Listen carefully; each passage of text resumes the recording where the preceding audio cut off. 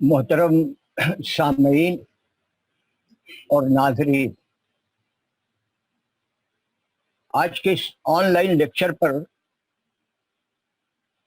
मुझे एक बहुत अहम मौजू का अहाता करने की या कुछ बातें अर्ज करने का हुक्म दिया गया है। मौजू बहुत वसी भी है और बहुत वसी भी है और बहुत अहम भी है, इसलिए एक तमहीद के साथ मैं अपनी बात कहने की कोशिश करूंगा। उससे पहले दो बातों की वजाहत करना बहुत जरूरी है, ताकि किसी के जहन में कोई कंफ्यूजन, कोई इंतशार या गलतफहमी न रहे। पहली बात ये कि मैं नई तालीमी पॉलिसी पर गुफ्तगू कर रहा हूं, उस पॉलिसी पर गुफ्तगू कर रहा हूं जो कैबिनेट पास कर चुकी है, पार्लियामेंट में आना बाकी है। लेकिन इसका मतलब ये नहीं है कि मैं कवानीन पर बात करने का आदी हूं या पॉलिसीज पर गुफ्तगू करने का आदी हूं, बल्कि मैं तो किसी स्कूल का टीचर भी नहीं हूं, किसी इंतजामिया का मेंबर भी नहीं हूं, किसी तंजीम से भी मेरी कोई वाबस्तगी नहीं है। मैं एक आम शख्स हूं माशरे का, लेकिन आम शख्स भी फिक्रमंद है कि उसके बच्चों का मुस्तकबिल क्या होगा, मुस्तकबिल में उसके बच्चों को क्या पढ़ाया जाएगा। इसलिए मैं एक आम आदमी की हैसियत से उस पर सोच रहा हूं। दूसरी वजाहत यह है कि आदमी किसी पॉलिसी पर, किसी कानून पर, किसी नजरिए पर क्या बात कहता है, इसका इन्हिसार खुद अपनी उसकी फिक्र पर, उसके नुक्ते नजर पर होता है। हमारे उर्दू में मुहावरा है कि सावन के अंधे को हर तरफ हरा ही हरा सूझता है, या जैसी रूह वैसे फरिश्ते, वगैरह वगैरह। तो हमें ये तालीमी पॉलिसी पर गुफ्तगू करने से पहले ये देखना जरूरी है कि हमारा तर्ज अमल क्या है, हमारी तर्ज फिक्र क्या है, हम किस तरीके से रद्द अमल करने, जाहिर करने के आदी हो चुके हैं, क्या बात करते हैं, कैसे देखते हैं, हमारा नजरिया क्या है। अपनी इस बात को मैं एक वाक़े के इशारे से या उसके हवाले से पेश करने की कोशिश करूंगा। मकसद वाज़ेह कर रहा है कि हमारा सोचने का अंदाज क्या हो और हमारे एक सोचने का अंदाज क्या हो चुका है। कुछ अरसे पहले इसी बंबई में उर्दू असातिज़ा ने मुझे एक जलसे में एक खास मौजू पर बोलने के लिए मदऊ किया था। कहा यह गया था कि वहां उर्दू के असातिज़ा होंगे, कुछ तंजीमी और तदरीसी और कुछ इल्मी उमूर पर गुफ्तगू होगी और मुझे एक खास मौजू पर कुछ बोलना होगा। ये जलसा हुआ था बांद्रा के जूनियर कॉलेज में, बांद्रा उर्दू जूनियर कॉलेज के हॉल में बड़ी तादाद में असातिज़ा मौजूद थे। वहां जब मैं पहुंचा तो एक साहब ने एक साबिक मेंबर पार्लियामेंट को लाकर स्टेज पर बैठाया, उनका एजाज़ व इकराम हुआ, बातचीत हुई। वो प्रोग्राम में शामिल नहीं था, वो प्रोग्राम में शामिल नहीं था। मैं किसी कारपोरेशन के मेंबर को, किसी मेंबर पार्लियामेंट को, किसी मेंबर असेंबली को, किसी वजीर को, किसी साबिक वजीर को, किसी सियासतदान को इस किस्म के जलसों में बुलाने का मुखालिफ नहीं हूं। मैं चाहता हूं कि उनको बुलाया जाए, उनका एजाज़ व इकराम किया जाए, लेकिन मेरी गुजारिश ये है کہ جب تک آپ منصوبہ بندی نہیں کر لیتے، جب تک لائحہ عمل کا تعین نہیں کر لیتے، جب تک یہ طے نہیں کر لیتے کہ ہمیں کیا کرنا ہے اور کس طرح کرنا ہے، تب تک اگر آپ ان حضرات کو زحمت دیتے ہیں تو آپ بھی کنفیوژن کا شکار ہوں گے اور وہ بھی کنفیوژن کا شکار ہوں گے۔ آپ ایک لائحہ عمل تیار کر لیجئے، منصوبہ بنا لیجئے، پھر ان سے کہیے کہ ہمارے یہ مسائل ہیں، اس کو حل کرنے میں آپ ہماری مدد کیجئے، اور ان کا اعزاز بھی کیجئے، ان کو اکرام بھی کیجئے، ان کی خدمات کا اعتراف بھی کیجئے۔ پھر وہاں دوسرا معاملہ یہ دیکھنے میں آیا کہ ہمارے ایک مکرم و محترم استاذ نے بڑی پرجوش تقریر کی۔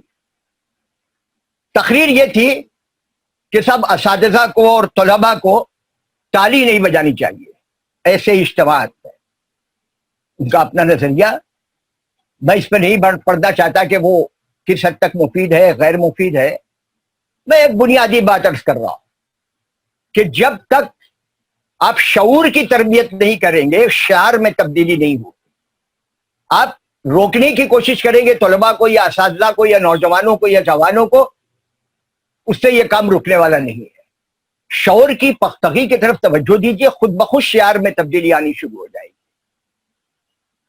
دوسری انتہا پسندی یہ تھی کہ میں نے ایک جلسے میں کہ ایک صاحب کو اس قسم کے تعلیمی جلسے میں مدعو کیا گیا، وہ تشریف لائے، ان کا فلم کا گلیمر ان کے ساتھ ہے، وہ جہاں کھڑے ہوتے 4 6 10 20 50 آدمی ان کے ارد گرد جمع ہو جاتے، وہاں بھی تھا، اور وہ تقریر کرنے کے بعد اسٹیج کے کنارے آ گئے، وہاں سے جو پردہ نشین بچیاں تھیں ہماری، ان سے آ کے مخاطب، تم برقع لگاتی ہو، تم نقاب لگاتی ہو، پڑھنے کے بعد کیا کرو گی، یہ ہے وہ ہے وہ ہے۔ یہ انداز فکر یہ ہمارے محاسبے کا محتاج ہے۔ کسی نن سے آپ نہیں کہہ سکتے، آپ کسی سادھوی سے آپ نہیں کہہ سکتے، یہ ہماری بچیوں کو، اور وہ کون سا موقع ہے کہ اس موقع پر اس قسم کی بات کی جائے۔ تو دوسری انتہا پسندی یہ تھی۔ تیسرا رجحان ہمارے یہاں ہے کہ ہمارے اجتماعات میں کہ صاحب ہمیں 2 منٹ کچھ کہنا ہے، اپنا رسوخ استعمال کر کے یا دھونس استعمال کر کے یا پیسے کی کچھ لالچ دے کر یا اعانت اور تعاون کر کے یا کسی اور طریقے سے دوسرے کے اسٹیج کو اپنی شہرت کے لیے استعمال کرنے کی کوشش کی جاتی ہے۔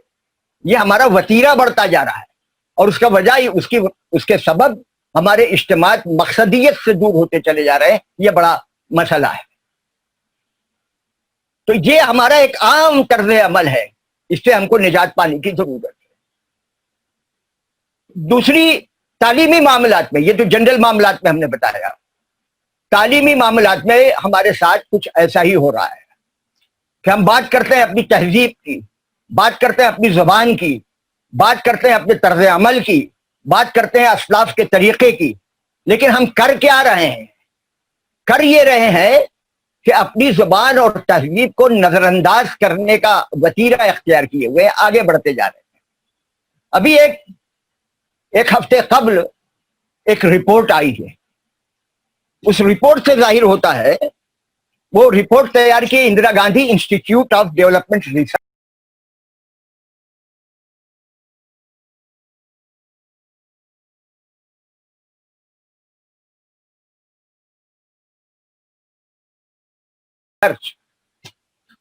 اس رپورٹ سے یہ ظاہر ہو رہا ہے کہ ہندوستان میں سب سے زیادہ بولی جانے والی زبان ہندی ہے، لیکن وہ مشترک زبان جس میں 2 الگ الگ لوگ بات کرنا چاہتے ہیں، 2 الگ الگ ریاستوں کے، وہ زبان انگریزی ہے۔ یعنی بائی لنگولز کا رجحان بڑھتا چلا جا رہا ہے۔ 2007 اور 2008 میں انگریزی میڈیم کے طلباء کی تعداد یہاں 12% تھی، جو 2017 اور 18 میں 23%، یعنی تقریباً دوگنی ہو گئی، بڑھتا جا رہا ہے۔ 1971 میں ہندوستان میں ایسے لوگوں کی تعداد 0.18 یعنی 0.18% تھی جو ایک مشترک یعنی کامن زبان میں گفتگو کر سکتے تھے، مگر 2011 میں ایسے لوگوں کی تعداد بڑھ کر 0.23 یعنی 0.23% ہو گئی، یعنی 2 زبانوں کو بولنے اور سمجھنے والوں کا رجحان بڑھتا جا رہا ہے۔ ایسا اس لیے ہوا کہ ایک ریاست سے دوسری ریاست میں منتقل ہوئے اور اسکولوں میں پڑھایا جانے والا نصاب بھی اس میں معاون ثابت ہوا۔ 1971 میں हिंदुस्तानियों की शरह, उन हिंदुस्तानियों की शरह जो अपनी मादरी जुबान के अलावा जो दूसरी जुबान बोल सकते थे 12.2% थी, जो 2011 में बढ़कर 24.8%, यानी तकरीबन दोगुनी हो गई। इसी स्टडी में यह भी जाहिर हुआ कि 15 और 19-29 बरस के नौजवान और जवान, इनके यहां यह रुझान ज्यादा है बाइलिंगुअल होने का। फिर जिनकी मादरी जबान, अब उसको हम रियासतों की सतह पर देखने के लिए, ये तो पूरा मुल्की रुझान था। रियासतों की सतह पर हम देखें तो जिनकी मादरी जबान बंगला है, उनमें 82% सिर्फ बंगला बोल सकते हैं, दूसरी जुबान नहीं बोल सकते, मोनोलिंगुअल है। और उनमें जो दूसरी जुबान बोल सकते हैं, उनमें हिंदी बोलने वाले 9%, अंग्रेजी बोलने वाले 5% और आसामी बोलने वाले सिर्फ 3% है। ये बंगाली जुबान का।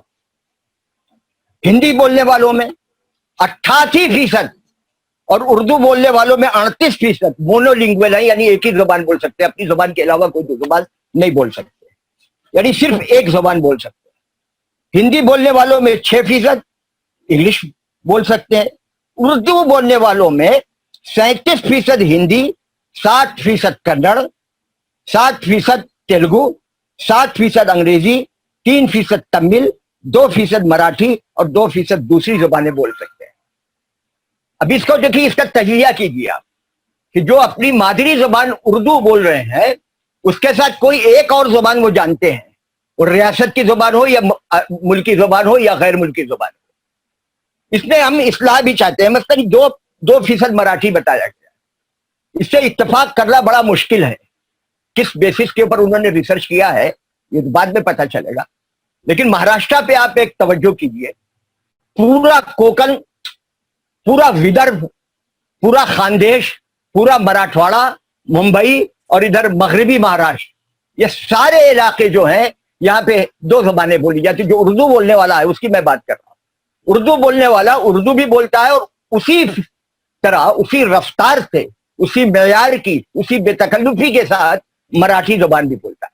ये दोनों का मिला जुला नाता। फिर मलयालम बोलने वालों में 73% सिर्फ एक जुबान बोलते हैं, 19% अंग्रेजी और 3% हिंदी, 2% तमिल बोलते हैं। तमिल बोलने वालों में 75% सिर्फ तमिल, दूसरी कोई जुबान नहीं जानते। इंग्लिश 18%, 3% तेलुगु और 2% कन्नड़ बोलते हैं।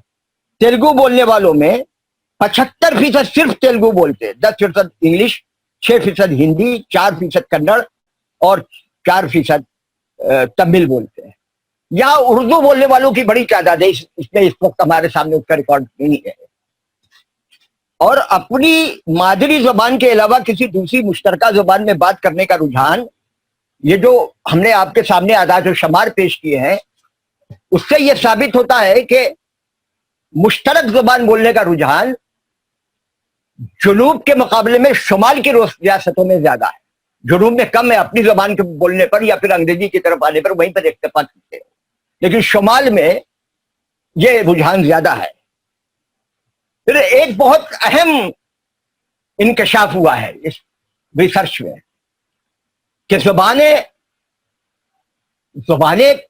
हुकूमत की सरपरस्ती की जरूरत तो महसूस करती, लेकिन कोई जुबान जबर करके बढ़ाई जा सके या उसकी अशात में मदद दी जा सके, यह मुमकिन नहीं। महाराष्ट्र में मराठी को कंपलसरी लाजमी सब्जेक्ट किया गया, दफातर में भी और स्कूलों में भी। हम महाराष्ट्र में रहते हैं, मराठी हमारी जुबान है, हम मराठी कल्चर से, मराठी तहजीब से, मराठी अदब से मोहब्बत का मामला करते हैं, हमें बड़ा फख्र है इस पे। लेकिन यहां पे जब हम उनका रिकॉर्ड देखते हैं तो मालूम यह हुआ है कि 1971 में ऐसे लोगों की तादाद जो मराठी को अपनी मादरी जुबान बनाते थे वो 76% थी। 2011 में यानी 30 साल के बाद वो कम होकर 69% हो गई। इतने इक़दामात करने के बावजूद, इतनी तशद्दुद का मुजाहरा करने के बावजूद, इतना जबर करने के बाद ये तादाद घटी है, बढ़ी नहीं है। अब उसका वो क्या है कि parents pick English medium private schools for higher return. उनको ये लगता है कि हमारा बच्चा अगर अंग्रेजी तालीम पढ़ने जाएगा तो वहां अच्छा पढ़कर निकलेगा। बहुत अच्छी बात है, आदमी अगर किसी भी जुबान में पढ़े, हम किसी जुबान के मुखालिफ नहीं है, लेकिन एक सवाल मैं आपके सामने रखता हूं कि उर्दू बोलने वाली जो तादाद है, जो आबादी है, वहां कितने फीसद लोग हैं जो उस खर्च को बर्दाश्त कर सके जो अंग्रेजी मीडियम के स्कूलों में अपने बच्चों को दाखिल करने से उन पर बोझ पड़ता है। तवस्सुर कीजिए, अगर आपने एक मरतबा दाखिला दिला दिया, एक साल की दूसरे साल की फीस दे दी, उसके बाद ड्रॉप आउट का शिकार होता है बच्चा, लेकिन वहां के अखराजात को पूरा नहीं कर पाता, वहां की फीस नहीं दे पाता, वहां का दूसरे अखराजात पूरा नहीं कर सकता। और वहां जो मुतमव्विल क्लास के बच्चे आते हैं और उनसे जब रिकॉर्ड करता है, जब कंपैरिजन होता है, तो उसकी नफ्सियात पे असर पड़ता है। वह बच्चा या तो एहसास कमतरी में मुब्तला होता है या बुरी आदतों में मुब्तला होता है। तो हमें उस मीडियम का इंतखाब करना है जहां दूर तक हम तालीम दिला सके अपने बच्चों की, उस माशी पॉलिसी के तहत, उस माशी कंडीशन के तहत जो हमारी है। यह है एक मसला, और इस मसले को हम रजायत और हौसलामंदी के साथ ही हल कर सकते हैं। हमारी ये आदत है कि हर मामले में क़ुनूतियत का मुजाहरा, हर मामले में हौसला शिकनी की बात, मायूसी की बात नहीं, इसकी जरूरत नहीं है। किसी भी चीज को देखने के दो तरीके हैं, एक हौसलामंदी का, एक मायूसी और क़ुनूतियत का। एक मिसाल के जरिए मैं आपको बताऊं कि एक जूते बनाने वाली कंपनी ने जजीरे पर अपने 2 नुमाइंदों को भेजा। दोनों वहां पहुंचे, आबादी बहुत बढ़ चुकी थी वहां। देखा तो किसी के पांव में जूते या चप्पल नहीं थे। एक ने जवाब दिया कि साहब, यहां कारखाना लगाना है या शोरूम खोलना है या दुकान खोलने के कोई इम्कान नहीं है, इसलिए कि जूते पहनने का यहां रिवाज ही नहीं है। दूसरे ने लिखा कि यहां बहुत आमदनी की सूरतें पैदा हो सकती हैं, इसलिए कि किसी के पांव में जूते नहीं है। एक रजाइयत है, एक मायूसी है, एक क़ुनूतियत है। एक ही सिचुएशन है, एक ही मंजर है, एक ही चीज दोनों देख रहे हैं, नताइज अलग अलग अख्स कर रहे हैं।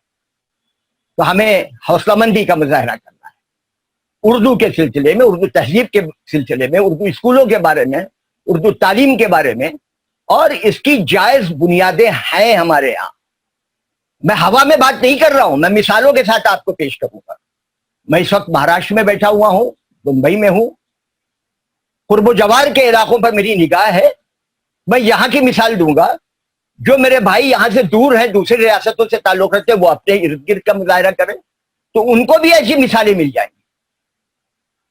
मसलन पहली मिसाल मैं दूं आपको कि मुंबई से करीब एक जगह है, कोकन कहते हैं, कोस्टल एरियाज है, साहिली इलाका, समुद्र के इलाके, समुद्र से लगे हुए डिस्ट्रिक्ट है। वहां एक जगह है खेड़। खेड़ में ARD खतीब साहब ने चंद बरस पहले मदरसतुल बनात के नाम से एक लड़कियों का स्कूल कायम किया, Urdu medium. Urdu medium school कायम किया खेड़ में, दूर दराज इलाके में। पहले से भी वहां स्कूल थे उर्दू के, लड़कियों का स्कूल। आज वो जूनियर कॉलेज बन चुका है। उस स्कूल की खासियत ये थी कि जब मैं गया था 4 साल पहले, 5 साल पहले, तो मैंने देखा कि वहां 12-13 गैर मुस्लिम लड़कियां उर्दू मीडियम से पढ़ रही हैं। यह एक बड़ी कामयाबी है। आप उर्दू में पढ़ा रहे हैं। उर्दू एक ऐसी जुबानों का कोई मजहब नहीं होता, इसका ताल्लुक माशरे से होता है, लेकिन मशहूर कर दिया गया ये कि ये एक खास मजहब के मानने वालों की जुबान है। उन्होंने, लेकिन इसके बावजूद वहां पे आए। फिर एक दिन बड़ा अजीब वाकया हुआ। अजीब वाकया यह हुआ कि कुछ गैर मुस्लिम बच्चियों के पेरेंट्स, उनके वालिदैन, सरपरस्त और गार्जियन स्कूल इंतजामिया के पास आए कि भाई क्या आप हमारे बच्चियों का मजहब तब्दील कर रहे हो? क्या, क्यों भाई, ऐसा क्यों लगा? कहा कि भाई वो कुछ दुआएं याद कर रही है, कुछ अल्फाज इस्तेमाल कर रही है जो अरबी के हैं। तो उन्होंने कहा कि ये गवर्नमेंट रिकॉग्नाइज्ड स्कूल है, यहां जो निसाब पढ़ाया जाता है वो निसाब होता है जो गवर्नमेंट मंजूर करती है। गवर्नमेंट अप्रूव्ड बुक्स पढ़ाई जाती है। फर्क भी होता है कि वहां मराठी में, वहां अंग्रेजी में, वहां गुजराती में या उर्दू में पढ़ाया जाता है। ہم کوئی نیا نصاب نہیں پڑھاتے. ہاں یہ ہو سکتا ہے کہ ہماری بچیوں کے ساتھ، کیونکہ ہماری بچیوں کا ایک عام رواج ہے کہ وہ جیسے جیسے عمر بڑھتی ہے وہ کچھ کلمات، کچھ دعائیں یاد کر لیتی ہیں، پھر سب آفات سے، بلیات سے، بھوت سے، پریت سے، جدات سے وہ محفوظ رہیں گی. ایسی کوئی دعا، کوئی لفظ اس نے بھی سیکھ لیا ہوگا دوستی کی وجہ سے. اس میں نصاب کا یا اسکول کے ماحول کا کوئی قصور نہیں ہے.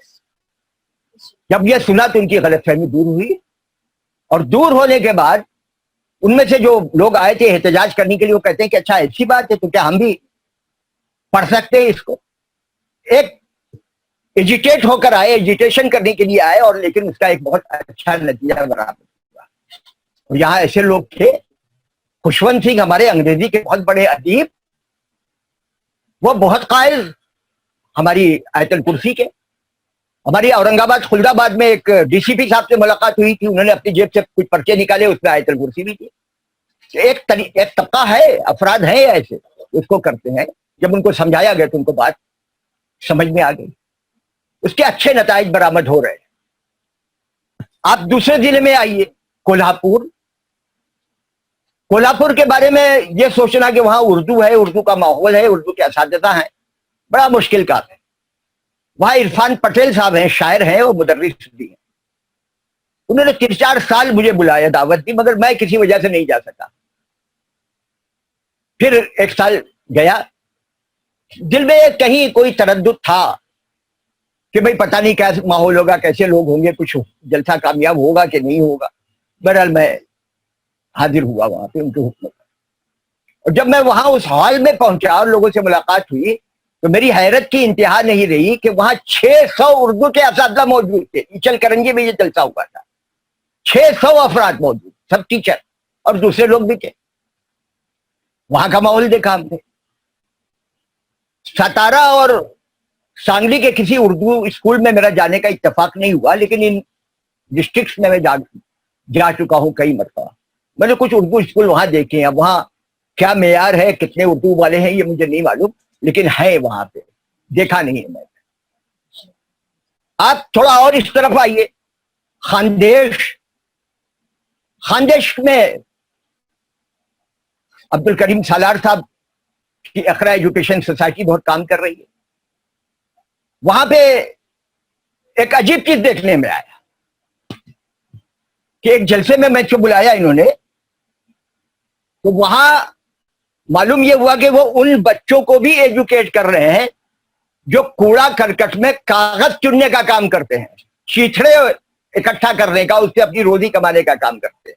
ایک بیگ لیے ہوئے جاتے ہیں، جو چیز سمجھ میں اس کو لے کر رکھ لیا، پھر بیچا، اس سے 2 وقت کی روٹی چل رہی. ایسی ایک لڑکی نے کچھ 8 یا 9 پاس کیا تھا اور بہت اچھے نمبر سے، تو ایک جلسہ کیا تھا. اس جلسے میں اس سے پوچھا کہ بیٹی تم کیا بننا چاہتی ہو؟ تو اس نے لڑکی نے کہا کہ ہم ڈاکٹر بننا چاہتے ہیں. اس جلسے میں اعلان کیا تھا سالار صاحب نے کہ اگر تم نے 12th میں اچھے مارکس لیے تو ہم تم کو میڈیکل میں سیٹ دیں گے. ان کا میڈیکل کالج چلتا ہے، یونانی میڈیکل کالج، BOMS کالج. اس لڑکی کا کیریئر ہمارے سامنے، ایک سوچنے کا ایک انداز ہے. میں شولاپور میں ادبی فنکشن میں گیا تھا، اسکولوں میں جانے کا اتفاق نہیں ہوا، لیکن کچھ اساتذہ سے ملاقات ہوئی. وہاں پہ عمر بیریا صاحب تھے، ان کا ایک کوئی تنظیم تھی ادبی، اس نے مجھے دعوت دی تھی. وہاں سے اچھے تجربات کے ساتھ لایا. پونے میں ایک بہت اعلیٰ درجے کا ایجوکیشنل ہب ہے جسے ہم اعظم کیمپس کے نام سے جانتے ہیں. اعظم کیمپس کے اندر جائیے تو دنیا بدل جاتی ہے. ان کے ہاسٹل دیکھیے، ان کے کالج دیکھیے، ان کے ورک شاپ دیکھیے، ان کے سیمینارز دیکھیے، سب کچھ دیکھیے. آپ حیرت میں پڑ جائیں گے. وہاں جاتے ہی ماحول بدل جاتا ہے. وہاں پہ میں جاتا تھا، متاثر ہوتا تھا. ایک بڑی خوشگوار چیز کا علم ہوا مجھے کہ پونے میونسپل کارپوریشن کے پرائمری یا سیکنڈری اسکول کی ٹوٹل تعداد 83 ہے. 83 شاید. وہاں 53,000 لڑکے پڑھتے ہیں اردو میڈیم سے. ان 53,000 بچوں کے لیے 83 اسکول میں پی اے انعامدار صاحب نے اور عابدہ انعامدار صاحبہ نے انگریزی ٹیچر فری میں مہیا کیا ہے، جس کی تنخواہ اعظم کیمپس دیتا ہے. कारपोरेशन पर बोझ नहीं है। फिर कंप्यूटर और टेक्नोलॉजी से उनको जोड़ने की चीज, जिससे उन बच्चों को 53,000 बच्चों को फायदा पहुंच रहा है।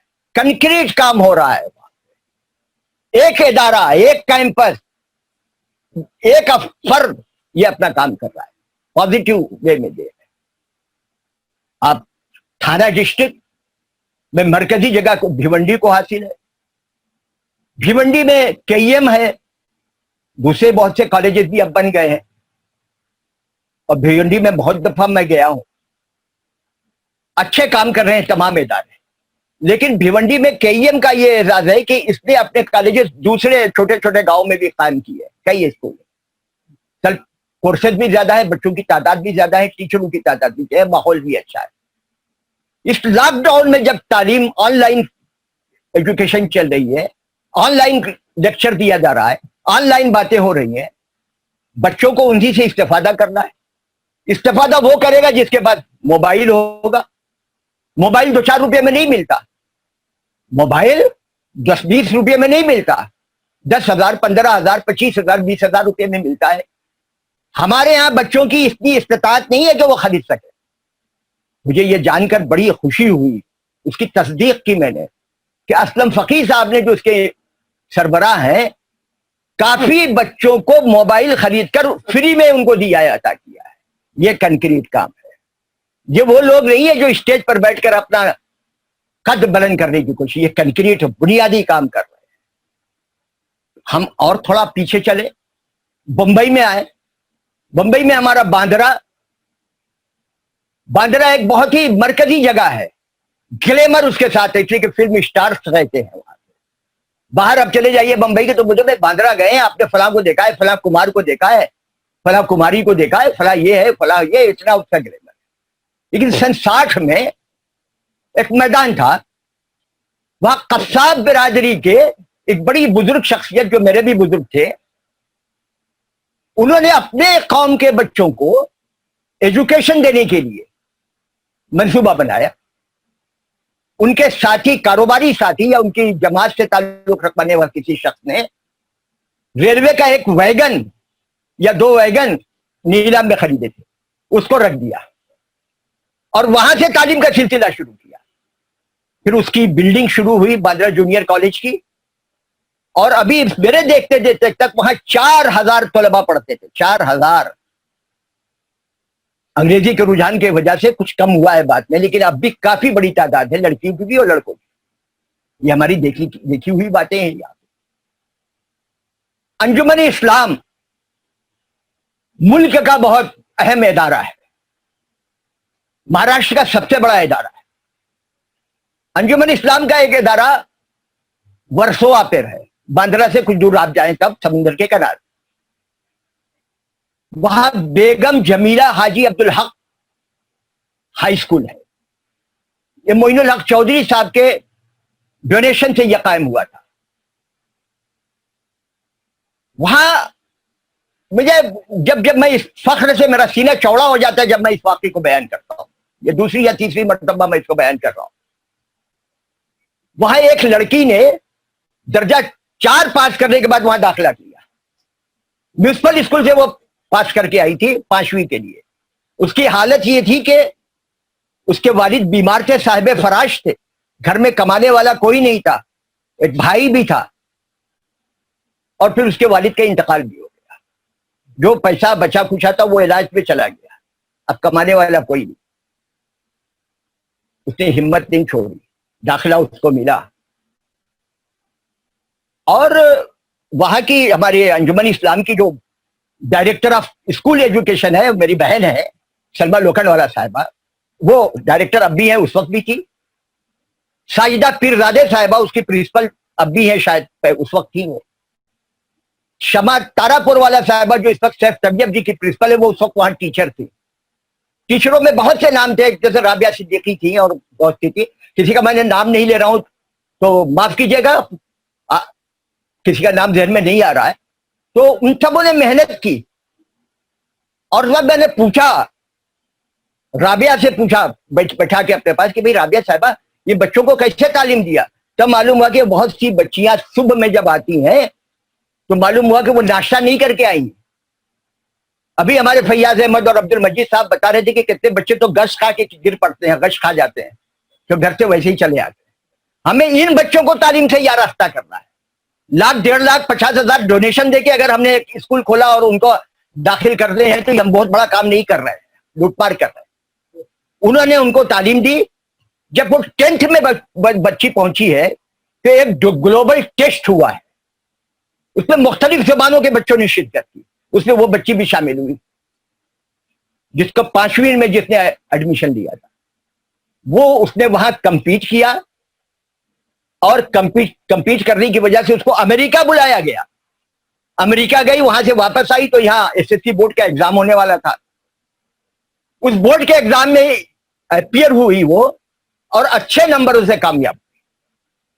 ہماری ساجدہ صاحبہ نے اور دوسرے لوگ جو ٹیچرز تھی انہوں نے کہا کہ ہم اس کی ماں کا اکرام کریں گے. اتفاق سے ان لوگوں نے کہا کہ سر آپ بھی آ جائیے. میں گیا وہاں پہ, مینجمنٹ کے بھی کچھ لوگ تھے. مینجمنٹ کو بہت سے کام رہتے ہیں, تمام لوگوں سے ہم ایکسپیکٹ نہیں کر سکتے تھے کہ سب لوگ ہوں گے, ان کی اپنی مصروفیات ہوتی ہیں, مجبوریاں ہوتی ہیں. لیکن عقیل حفیظ صاحب خاص طور سے وہاں پہ موجود تھے, مجھے بڑی خوشی ہوئی تھی وہاں پہ. اختر رنگول والا صاحب بھی تھے وہاں پہ, حالانکہ اس وقت تک وہ کلچرل بورڈ کے ڈائریکٹر نہیں تھے لیکن وہ وہاں تھے. سب نے ہمت بڑھائی اس کو. تو ایسی مثالیں ہمارے ہاں بہت ہیں کہ ہم لوگ پتھر تراش کر نگینہ بنا دیتے ہیں, ہیرا بنا دیتے ہیں. اس کو آگے بڑھانے کی ضرورت ہے. یہ پچھلے زمانے کی, پچھلے سینچری کی بات میں نہیں کر رہا ہوں, یہ ادھر 10-15 سال کی اور 5 سال کی اور 20 سال کے اندر کی بات کر رہا ہوں. میں آپ کو جو مثالیں دے رہا ہوں تو ہمارے یہاں حوصلہ مندی کی مثالیں بھی ہیں, حوصلہ مندی بھی ہے, عزائم بھی ہے.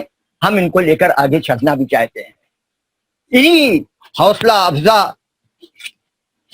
ماحول میں ہم اپنا کام کر سکتے ہیں. اگر ہم نے ہمت ہار دی, ہم نے یہ کہنا شروع کر دیا کہ صاحب ہمارے پاس وسائل نہیں ہے تو ہم کچھ نہیں کر سکتے, اگر ہم نے اپنی ذاتی شہرت کو اپنا مقصد حیات بنا لیا تو ہم کچھ نہیں کر سکتے. ہماری ایک وقت آئے گا کہ ہماری شہرت ہماری بدنامی میں تبدیل ہو جائے گی اور ہم اپنا اس کا ازالہ بھی نہیں کر سکتے. اب اس پورے پس منظر میں تمہید مجھے احساس ہے کہ کچھ زیادہ ہو گئی, لیکن یہ ضروری تھی کہ آپ کن بچوں کو پڑھانے والے ہیں, کس معاشرے کو تعلیم سے آراستہ کرنے والے ہیں اور کیا تعلیم دینے والے ہیں. اس لیے ہم نے تمہید دی. اب آئیے نیشنل ایجوکیشن پالیسی 2020 پر جو 2020 میں کیبنٹ نے پاس کیا ہے, اس پالیسی کی طرف ہم آتے ہیں. اس کے انٹروڈکشن میں ہی کیا کہہ رہا ہے وہ کہ the aim of education in ancient India, the aim of education in ancient India was not just the acquisition of knowledge as preparation for life in this world or life beyond schooling, but for the complete realization and liberation of the self. World-class institution of ancient India such as Takshila اور نالندہ اور اکرمشیلا, یہ ساری چیزوں کے جو ancient India کی طرف لے جا رہے ہیں ان کی طرف حوالہ دیا. پھر آگے بھی وہ کہہ رہے ہیں کہ کہتے ہیں کہ providing universal access to quality education is the key to India's continued ascent and leadership on the global stage in terms of economic growth, social justice and equality, scientific advancement, national integration and cultural preservation. ہم ہندوستانی ہیں اور ہندوستان کے ہر دور پر, ہر طبقے سے, ہر خطے سے ہم کو محبت ہے. اینشنٹ انڈیا سے ہمیں کوئی بور نہیں, اس کی جتنی بھی ٹریڈیشنز ہیں ان سب کو ہم سمونا چاہتے ہیں, اس کو جذب کرنا چاہتے ہیں, اس کو پھیلانا چاہتے ہیں. ہمیں اس سے کوئی اعتراض نہیں. لیکن ہمارے ذہن میں ایک سوال ہے, سوال یہ ہے کہ اینشنٹ انڈیا کے بعد جو میڈیویل پیریڈ ہے ہماری تاریخ کا, جو 1200 کے 1300 کے بعد شروع ہوتا ہے, اس کا ذکر کیوں نہیں ہے؟ میڈیویل پیریڈ جسے کہتے ہیں 1200-1300 کے بعد کا جو دور ہے, یہ وہ دور ہے جس نے ہمیں امیر خسرو عطا کیا ہے, جس نے ہمیں میر عطا کیا، جس نے ہمیں غالب عطا کیا، جس نے ہمیں تلسی داس عطا کیا، جس نے ہمیں سورداس عطا کیا، جس نے کبیر عطا کیا، جس نے میرا بائی عطا کیا ہے، ہم اس پوری لیگیسی سے محروم ہو جائیں گے۔ یہی وہ دور ہے جس میں ہمیں سنت کاوی کی پوری روایت حاصل ہوئی ہے مہاراشٹر میں۔ اس کو کیا ہم نظر انداز کر سکتے ہیں؟ اس سے ہم دوری اختیار کر سکتے ہیں؟ نہیں کر سکتے۔ امیر خسرو کسی ایک شخص کا نام نہیں ہے، یہ بڑی غلطی ہوگی۔ امیر خسرو بیک وقت ایک صوفی بھی ہے، ایک شاعر بھی ہے، ایک موسیقی کے پروان چڑھانے والے بھی ہیں، بادشاہ کے درباری بھی ہیں اور سپاہی بھی ہیں۔ کتنی حیثیتیں ان کی ہیں۔ اور علاؤالدین خلجی نے جب پبلک لائبریری کا کانسیپٹ دیا ہمیں، ایک ایسی لائبریری جہاں کوئی بھی آئے اور کتابوں سے استفادہ کر سکے، اس کی نگرانی انہوں نے حضرت خسرو کو عطا کی۔ اور خواجہ نظام الدین اولیاء کی خانقاہ میں جو لائبریری تھی یا جو کتابیں تھی، ان کی نظام بھی سنبھالنے کا کام انہی کو تھا۔ ایک اپنے آپ میں ایک مثال ہے۔ ان سے ہم کیسے نظرانداز کر سکتے ہیں، ان سے کیسے دور ہو سکتے ہیں؟ پھر ایک اور روایت ہے اس کے ساتھ کہ امیر خسرو اپنے پیر کے سب سے چہیتے مرید خواجہ نظام الدین وہ واحد پیر ہیں۔ ہمارے یہاں جو اصحاب سلاسل ہیں، جنہیں تصوف اور اس کے مشاغل میں اور اس کے خانقاہوں کے روایتوں میں دلچسپی ہے، وہ یہ جانتے ہیں کہ اصحاب سلسلہ اپنے پیر کے وسیلے سے دعا کرتے ہیں کہ فلاں کے واسطے، فلاں کے واسطے، فلاں کے واسطے۔ آپ نے بھی سنا ہو خواجہ نظام الدین اولیاء اپنے مرید کے واسطے سے دعا مانگتے تھے۔ یہ ایک روایت ہے، اپنے آپ میں اتنی مستحکم روایت، لیکن اس محبت کے باوجود خلافت انہوں نے ان کو نہیں دی ہے، خلافت دی ہے دوسرے کو۔ امیر خسرو ان کے خلیفہ نہیں تھے، ان کے مرید تھے، ان کے چہیتے تھے۔ یہ ہمارے یہاں روایت ہے۔ تو ہماری ذہنی وسعت کا پتہ چلتا ہے۔ اور ہم اس لیے بھی نہیں ہے کہ جو ہماری پہلی ایجوکیشن پالیسی تھی آزاد ہندوستان کی، 1947 کے بعد جو یونیورسٹی ایجوکیشن کمیشن جو بنا تھا، پنڈت نہرو اور مولانا آزاد نے اس کی سربراہی سروپلی ڈاکٹر رادھا کرشنن کو سونپی تھی۔ انہوں نے بھی اینشنٹ انڈیا کی بات کی، اینشنٹ فلاسفی کو پڑھاتے تھے وہ، لیکن براڈ مائنڈیڈ تھے۔ جب وہ بنارس ہندو یونیورسٹی کے وائس چانسلر تھے تو انہوں نے اس کا انتظام کیا تھا کہ عورتیں بھی وید کو پڑھ سکیں اور سمجھ سکیں۔ ایک بہت بڑا انقلابی قدم۔ وہ سروپلی رادھا کرشنن نے اس بات کا انتظام کیا تھا کہ بنارس ہندو یونیورسٹی میں اسلامک اسٹڈیز کا بھی شعبہ قائم ہو جائے، اور کیا تھا انہوں نے۔ ان کا ذہن کی وسعت کا پتہ ہمیں پہلے سے تھا۔ 1947 میں جب ملک آزاد ہوا تو ان کو سربراہی سونپی گئی اس کی یونیورسٹی ایجوکیشن کی۔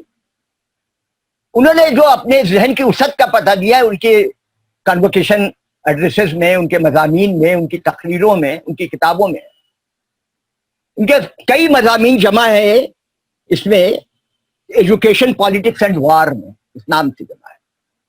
میں یہاں 4 چھوٹے چھوٹے اقتباسات ان کے پڑھتے ہیں، ان کی ذہن کی وسعت کا پتہ چلے گا کہ اینشنٹ انڈیا کے وہ بھی قائل ہیں، لیکن اس میں کتنی وسعت ہے، کتنی رواداری ہے، کتنا انکلوزیو ہے ان کا نظریہ، آج کی طرح نہیں ہے۔ وہ کہتے ہیں کہ ماضی کی تعمیری قدامت پسندی، رجت پسندی اور انتہا پسندی کے بیچ درمیانی راستہ ہے۔ دیکھ لیجیے آپ، تعمیری قدامت پرستی، رجت پسندی اور انتہا پسندی کے بیچ درمیانی راستہ ہے۔ اگر ہم ہندوستانی ثقافت کی تاریخ کے ابتدائی زمانے سے، یعنی قریب 4-5 ہزار سال قبل کی سندھ گھاٹی کے زمانے سے لے کر آج تک کے زمانے کا مطالعہ کرتے ہیں، تو ایک خصوصیت جو ہماگیر طور پر اس کے طویل ارتقاء میں دکھائی دیتی ہے، وہ ہے اس کا لچیلا پن اور نئی ضرورتوں کے مطابق ڈھل جانے کی صلاحیت۔ اس نے جرأت مندانہ رواداری کے ساتھ، جو کبھی احمقانہ بہادری بھی بن جاتی تھی، دوسرے فکر و عقیدے کے نظاموں میں سے حقیقت کے عناصر کو قبول کیا۔ जब्त करती जाती थी नई चीजों को, नए अकीदे से, नए निजाम से, नए फिक्र से, निजाम तरबियत को अपना लेती थी, रिजेक्ट नहीं होती थी, रद्द से काम नहीं लेती थी, कबूल से काम लेती थी। फिर मजहब के हवाले से भी उन्होंने कहा कि अगर उपनिषद, बुद्ध या बाद के क्लासिकी अहद का कदीम शख्स जदीद हिंदुस्तान में यानी मॉडर्न इंडिया में आ जाए तो देखेगा कि उसकी नस्ल माजी की हयातों, परतों और टुकड़ों से चिपकी हुई है और उसकी सालेह मानी का तकरीबन कुल हिस्सा खोती जा रही है। जहनी इफलास, बेहरकती, साकित तकरार, साइंस की मौकूफी, फन का तवील बाँझपन और तख्लीकी विजदान की तकाबुली कमजोरी को हद दर्जा बढ़ा देकर हैरतज़दा रह जाएगा। तो जो क्रिएटिविटी होनी चाहिए, फॉरवर्ड लुकिंग होना चाहिए, जब तक वो नहीं रह गया, कहीं ना कहीं हमने उसको खोल दिया, उसकी असल खुसूसियत से हम महरूम होते जा रहे हैं।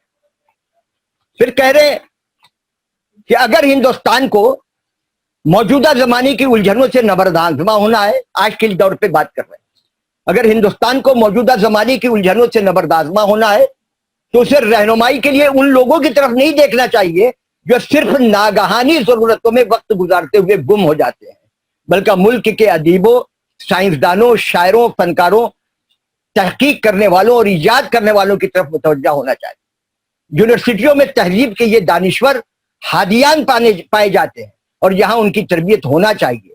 ये यूनिवर्सिटियां कौम की बातिनी जिंदगी की पनाहगाहें हैं। बहुत बलीग जुमला है, बहुत बामानी जुमला है। हम बामानी और बातिनी जिंदगी से हमारी तवज्जो ही हटती चली जा रही है।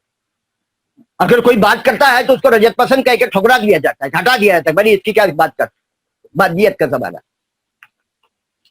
फिर एंशिएंट इंडिया की बात करते करते वो आज के दौर की बात करते हैं, कहते हैं कि अंग्रेजी जुबान का मुताला जारी रहना चाहिए। ये जो जुबान है जो अदब में, साइंस में, तकनीकी तालीम में और ह्यूमैनिटीज में बहुत मुतमव्वल है, अगर हमने जज्बात से मखलूब होकर अंग्रेजी जुबान छोड़ दी तो मुसलसल पढ़ते हुए इल्म के सरचश्मे से हमारा ताल्लुक मुनक़ता हो जाएगा। अंग्रेजी ही वो वाहिद जरिया है जो हमें दुनिया से अलग थलग होने से बचाता है और यह हमारा खैर दानिशमंदाना कदम होगा अगर हमने खुद को जहालत के तारीक पर्दे में मुक़य्यद कर दिया। ये है उनके रहनुमा खुतब जो एंशिएंट इंडिया और एंशिएंट फिलासफी को ही पढ़ाते थे, वो उसी में एक्सपर्ट थे, वो फिलासफी के आदमी थे। हमारे यहाँ के बुनियाद गुजार हैं हमारी तालीमी पॉलिसी, इसी पर सब बेस कर रही है जो बाद में जितनी भी आई। इसको आप सामने रखिए और फिर मौजूदा रखिए। इसमें हमने एक चीज आपको बताई कि क्लियर नहीं है मेडिवल पीरियड के बारे में आप क्या कह रहे हैं। मेडिवल पीरियड को नजरअंदाज के हम क्या रह सकते?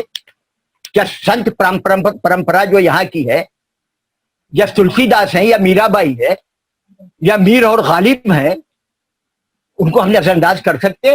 नहीं कर सकते। अब इसके बाद आज की पॉलिसी पर अब हम बात कर रहे हैं। बराह रास्त उस मौजू पर आते हैं जो तालीमी पॉलिसी में लिखा हुआ है। इसको हमने 4 हिस्सों में किया है। कुछ पॉइंट्स पर आपसे बात करूंगा। गवर्नमेंट ने अपने अज़ाइम का ऐलान किया है। गवर्नमेंट ये कहती है कि departments and programmes in Indian languages, comparative literature, creative writing, arts, music, philosophy to be launched across the country. कहते हैं कि देसी जुबानों में, हिंदुस्तानी जुबानों में और तकाबुली मुताले के मज़ामीन को आम किया जाएगा तमाम मुल्क भर पर। अब आप, ये काम हमारे यहाँ जारी है, ये काम हमारे यहाँ जारी है, ये पहली दफा नहीं होगा। टैगोर को उर्दू में मुंतकिल करने का जब गवर्नमेंट ने मंसूबा बनाया तो जामिया मिल्लिया का इंतखाब किया, उसने इस काम को बड़ी कामयाबी से किया। अलीगढ़ मुस्लिम यूनिवर्सिटी के हिंदी डिपार्टमेंट ने तसव्वुफ पर एक इंटरनेशनल सेमिनार किया था, जो जर्मनी के लोग भी आए हुए थे, हिंदी डिपार्टमेंट ने किया। बनारस हिंदू यूनिवर्सिटी के हिंदी और उर्दू डिपार्टमेंट से मिलकर उर्दू और हिंदी की साझी विरासत की बुनियाद पर एक मुश्तरका सेमिनार किया था, जिसमें हजारों तलबा और असातिज़ा मौजूद थे। पुणे के आजम कैंपस में टैगोर और इकबाल पर एक सेमिनार का इनेकाद हुआ, तकाबुल, कंपैरेटिव स्टडी। अभी हाल में लॉकडाउन के दरमियान पंजाब यूनिवर्सिटी ने इकबाल और टैगोर पर एक एक्सटेंशन लेक्चर का एहतमाम किया था बड़े पैमाने। اور بہت سی یونیورسٹیوں کے مثال دیے جا رہے ہیں. سب کو یاد رکھنا میرے لیے ممکن نہیں. یہ میں نے وہ مثالیں دی ہیں جس میں خود شریک تھا, وہ اس لیے میرے ذہن میں تھی, اس کو میں نے آپ کو بیان کر دیا. تو یہ کام ہمارے یہاں ہو رہا ہے, لیکن اس میں دو باتیں ہیں. کچھ کام ایسے ہوئے جس کی ہم تشہیر نہیں کر سکے یا اس کی قدر نہیں کر سکے. مطلب انجمن اسلام کے لیے میں نے تصوف اور بھکتی کے نام سے ایک کتاب لکھی. اس کتاب کو ریکگنائز کیا گیا ملک گیر سطح پر. اس کے پہلا اور دوسرا ایڈیشن انجمن سے شائع ہوا. اس کے اجرا کی تقریب انجمن اسلام کے قریبی لائبریری میں منعقد ہوئی, لیکن اس کے تیسرے اور چوتھے ایڈیشن کو شائع کرنے کا پرمیشن ہمیں نہیں ملتا. کیا کوتاہی ہو گئی تھی؟ محض ایک شخص, ایک بیمار ذہن آدمی کی انا کو تسکین پہنچانے کے لیے آپ اپنے پورے ادارے کا کیریکٹر جو ہے تباہ کر رہے ہیں. کیا جواب دیں گے آپ اس کو؟ آپ کہہ سکتے تھے کہ ہمارے یہاں سے بھی یہ کتاب آئی. وہ کتاب کا تیسرا چوتھا ایڈیشن بھی آیا. بمبئی یونیورسٹی کے شعبہ عربی نے اس کے بارے میں بڑا اچھا جلسہ بھی منعقد کیا. لوگوں نے اس کو دیکھا بھی, پڑھا بھی, اپریشیٹ بھی کیا.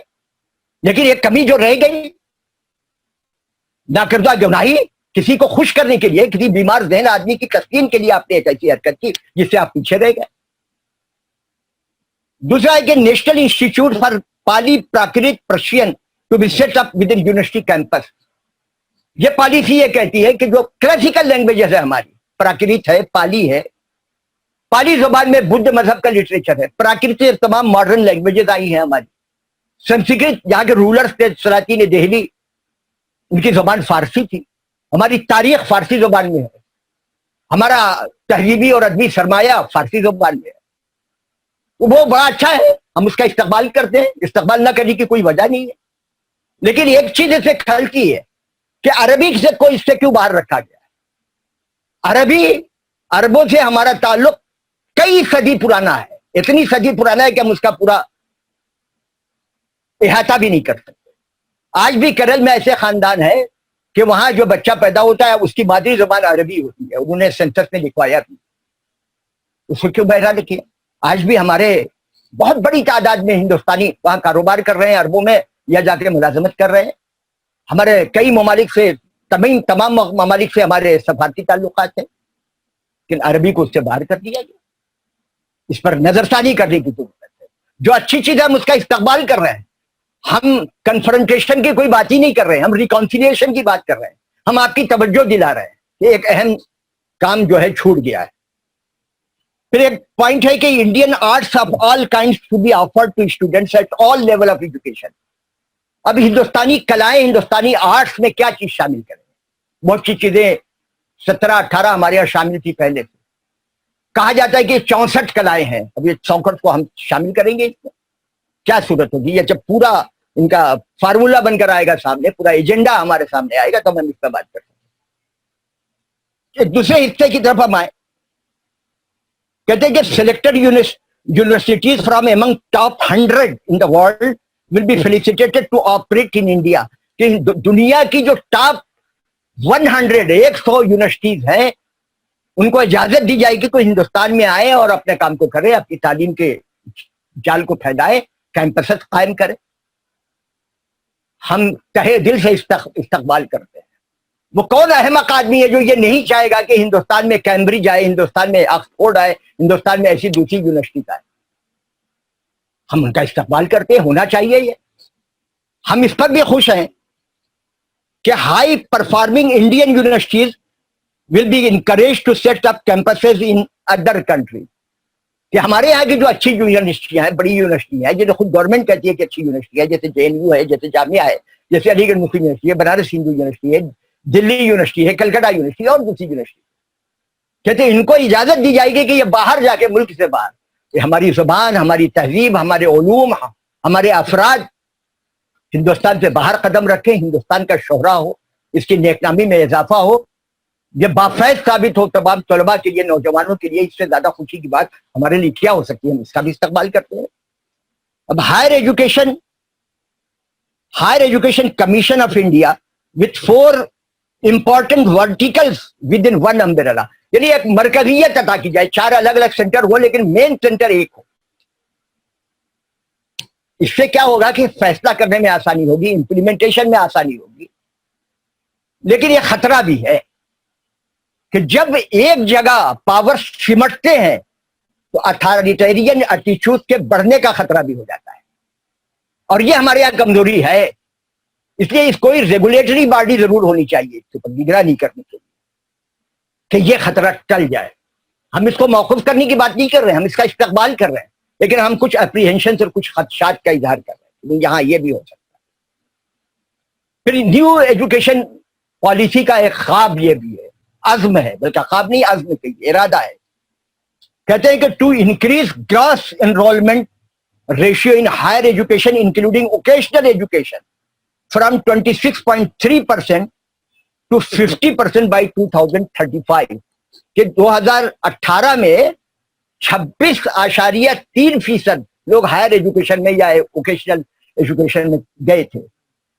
اب کوشش یہ کی جائے گی کہ 2035 تک 50% لوگ ہائر ایجوکیشن حاصل کریں، اس کا حصہ بنے، اس میں ووکیشنل ایجوکیشن بھی شامل ہے. پھر undergraduate degree will be either 3 or 4 years duration with multiple exit option. یہ بہت اہم تبدیلی ہے، اس کا بہت کھلے دل سے ہم استقبال کرتے ہیں.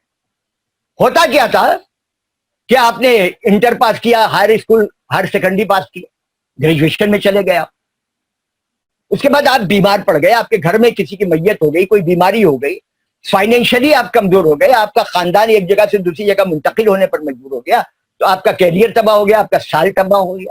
ایسا ہوتا تھا. اس سے ملٹیپل ڈسپلنری پلان ہونے کی وجہ سے اگر آپ نے 1 سال کیا ہے تو آپ کو سرٹیفکیٹ، 2 سال کیا ہے تو ڈپلوما، 3 سال کیا ہے تو ڈگری، 4 سال کیا ہے تو ڈگری ود ریسرچ، تاکہ فردر ایجوکیشن آپ حاصل کر سکیں، یہ آپ کو ملے گا. تو یہ بہت بڑا بینیفٹ ہے اور اس کا ہم کھلے دل سے استقبال کرتے ہیں.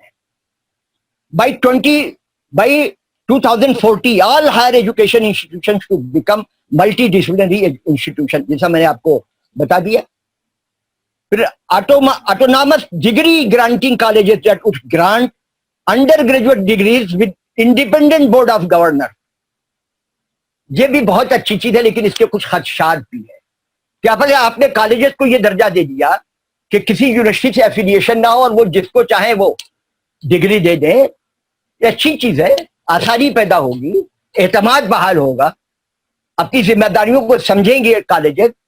لیکن اس ملک میں اب موجودہ رجحان میں جہاں علاقائیت کی بنیاد پر، جہاں مذہب کی بنیاد پر، جہاں امیر اور غریب کی بنیاد پر، جہاں نسل اور زبان کی بنیاد پر تفریق کی جاتی ہے، ایک قسم کا پریجوڈس پنپ رہا ہے، اور جہاں گدھے کو گھوڑا اور گھوڑا کو گدھا ثابت کرنے کا رجحان بڑھتا جا رہا ہے، وہاں کچھ بھی ہو سکتا ہے. یہاں پہ بھی کچھ ریگولیٹری باڈی کی ضرورت ہے، نہیں چھوڑا جا سکتا. ہم لوگ دیکھ رہے ہیں کہ جس کو اردو نہیں آتی ہے، جو صحیح جملہ نہیں لکھ سکتا ہے، لفظ کا ترجمہ کا غلط کرتا ہے، ملٹی ریشیل کا ترجمہ متعدد قوموں کرتا ہے، اس کو ماہر لسانیات بنا کر پیش کیا جاتا ہے، ساری عنایتیں اس کے ساتھ ہیں. ہم لوگ بھگت رہے ہیں، دیکھ رہے ہیں، اس کی طرف توجہ کرنے کی ضرورت ہے. اور آخر میں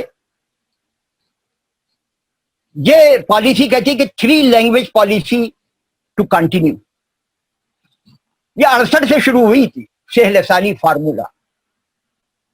تجربہ یہ بتاتا ہے کہ جس نیک جذبے کے ساتھ اس کی ابتدا ہوئی تھی، اس کا فائدہ اردو والوں کو نہیں.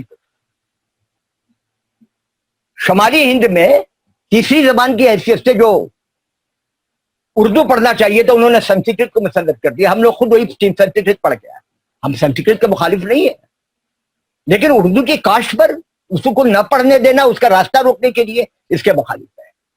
تو 3 لینگویج پالیسی کو آپ فارمولے کو آپ کنٹینیو کرنا چاہتے ہیں، بڑا ویلکم. لیکن جس کی جو زبان ہے اس زبان کو پنپنے دیجیے، اس کو دبانے کی کوشش مت کیجیے. پھر universalisation of early childhood care education for 3 to 4 years age bracket. بڑا بات. میں انجمن اسلام سے وابستہ نہیں ہوں، میں چھوڑ چکا ہوں، لیکن میری ہمدردیاں، میری قدردانی ان کے ساتھ برقرار ہے.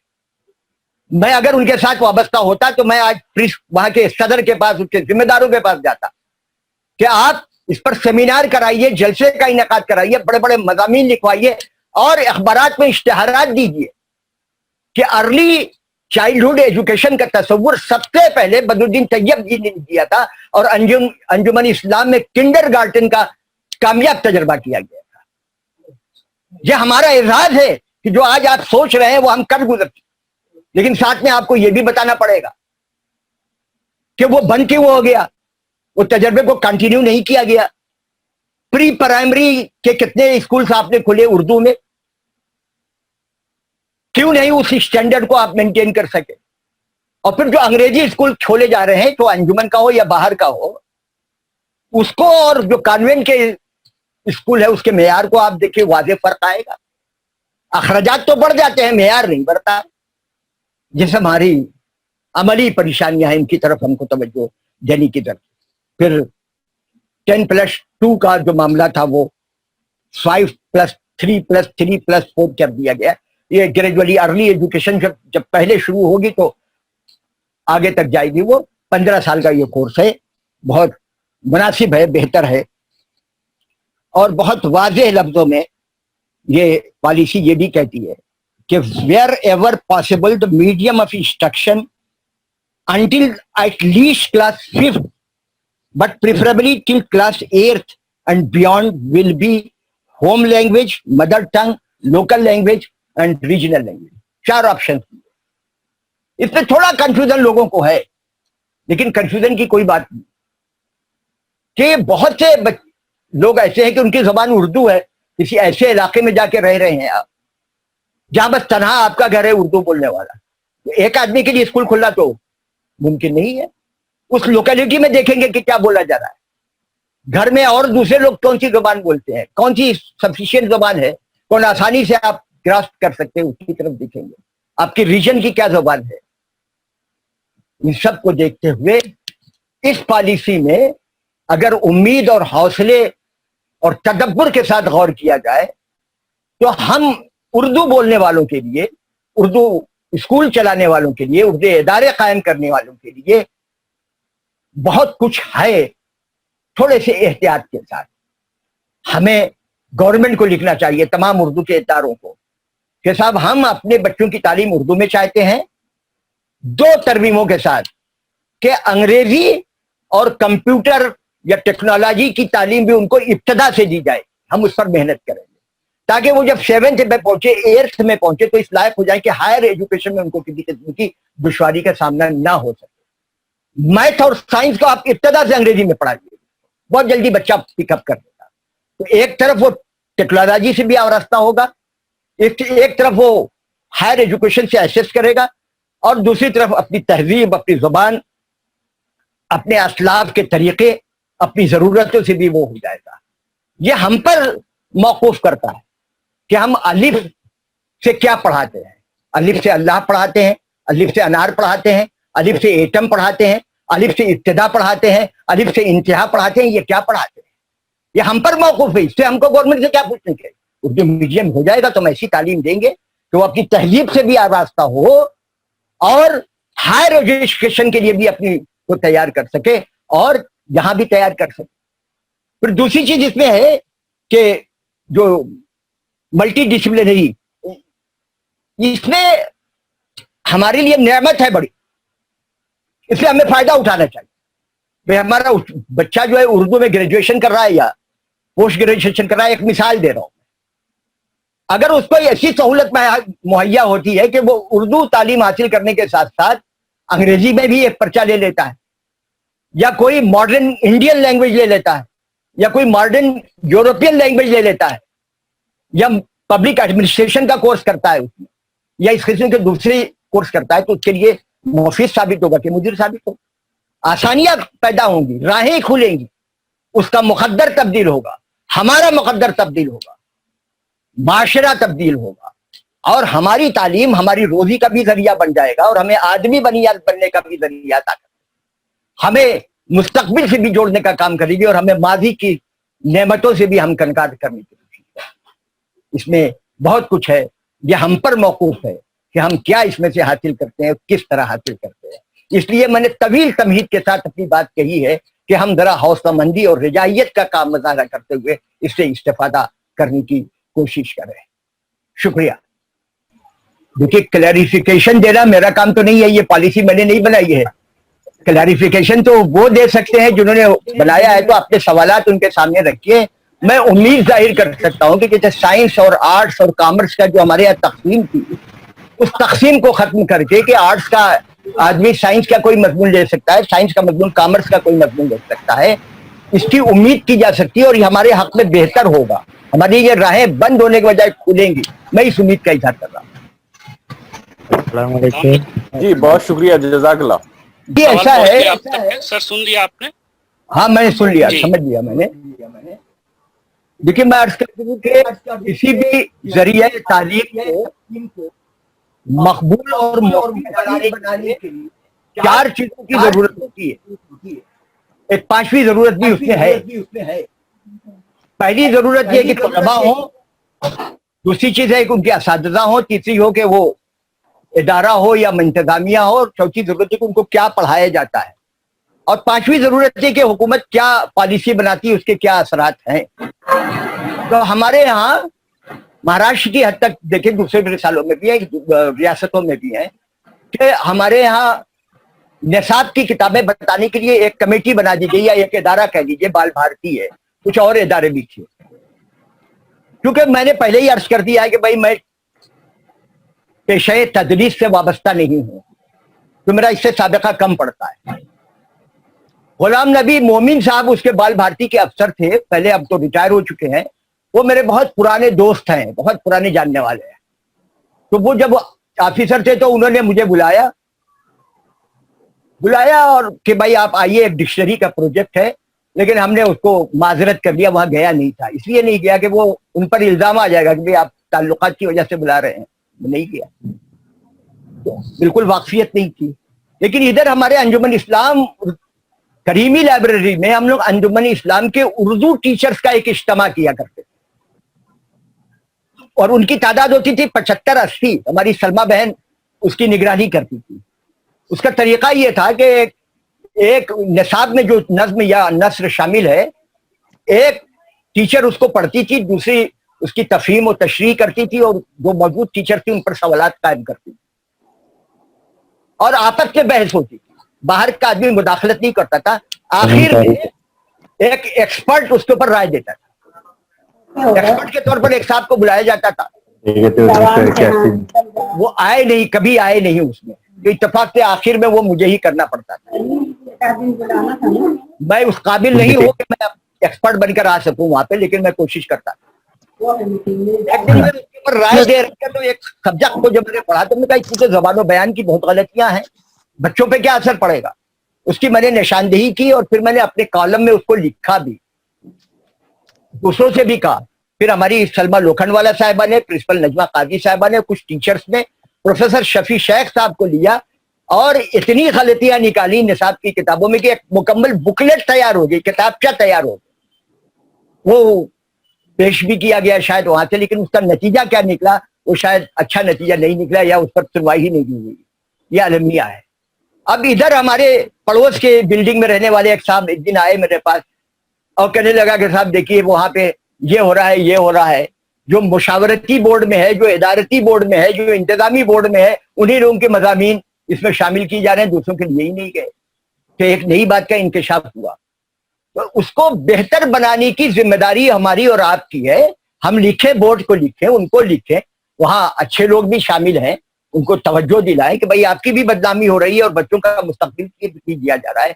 जब तक अच्छा निसाब नहीं होगा, अच्छे पढ़ाने वाले नहीं होंगे, अच्छे माहौल में नहीं पढ़ाएंगे, तब तक इसका भला होने वाला नहीं है। आपके खदशात, मैंने सब जहां तक आपके सवाल को मैं समझ सका हूं, आपके खदशात बहुत सही है। इस पर लोगों को तवज्जो करना चाहिए, किसी एक को नहीं बल्कि तमाम लोगों को मिलकर निसाब की बेहतरी की तरफ खुसूसी आवाज उठानी चाहिए। जो गलतियां हैं उनकी निशानदेही करनी चाहिए।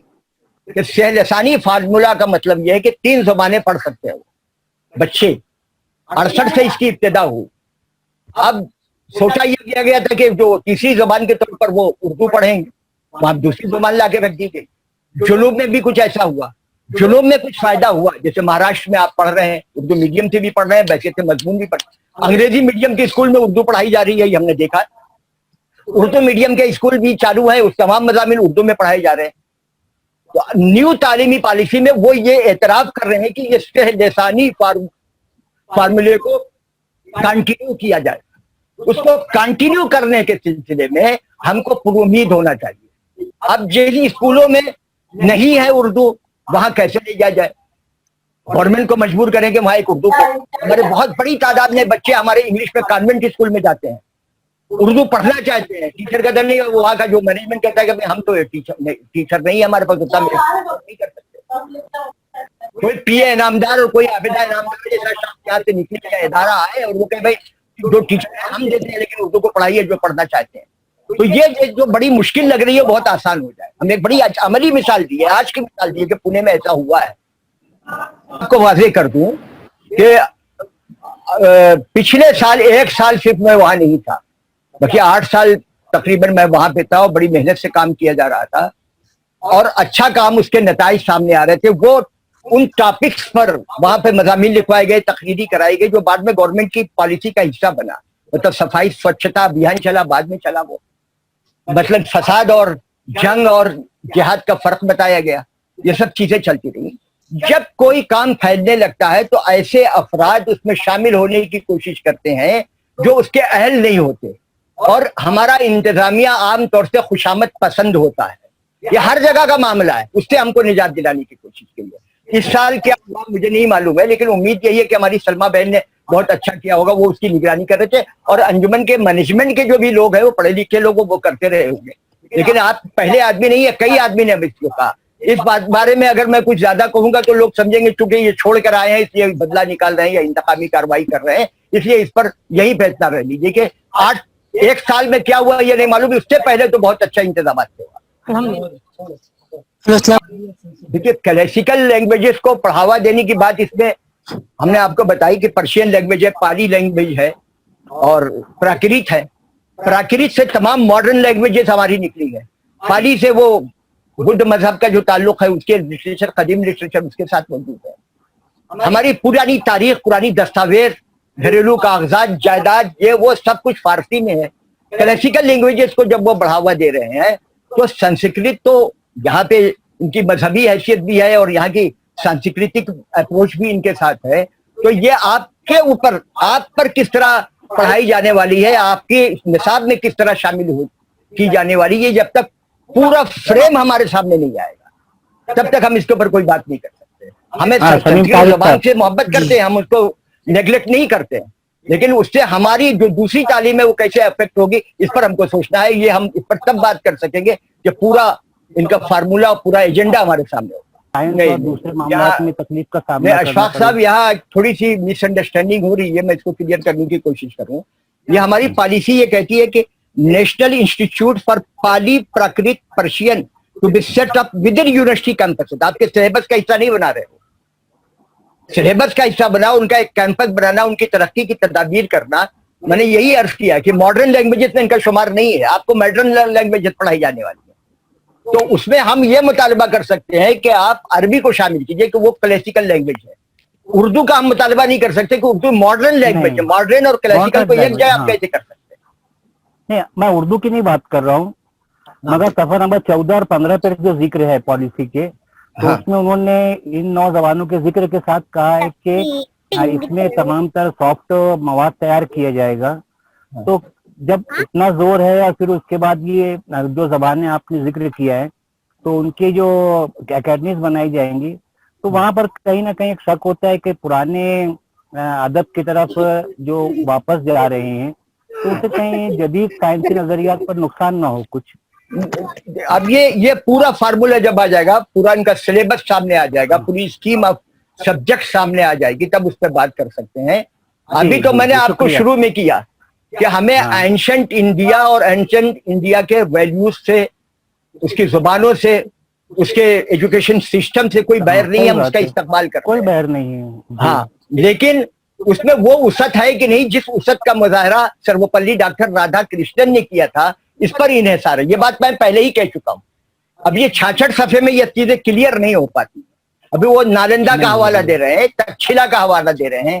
تکشیلا اور نالندہ بہت اہم ادارے تھے ہمارے, ہندوستان کے لیے فخر کی بات ہے, لیکن ان کا آج ماڈرن انڈیا میں یا ماڈرن ایجوکیشن سسٹم میں یا ماڈرن ورلڈ میں ان کا کیا रेलिवेंस है, ये हमारे समझने की चीज है। इस पर अभी हम कोई बात नहीं कर सकते। साहब देखिए, मैंने अभी जो बुनियादी बात कही थी वो कॉन्टेक्स्ट में कही थी एसएससी एजुकेशन और या ज्यादा से ज्यादा हायर सेकेंडरी के बारे में।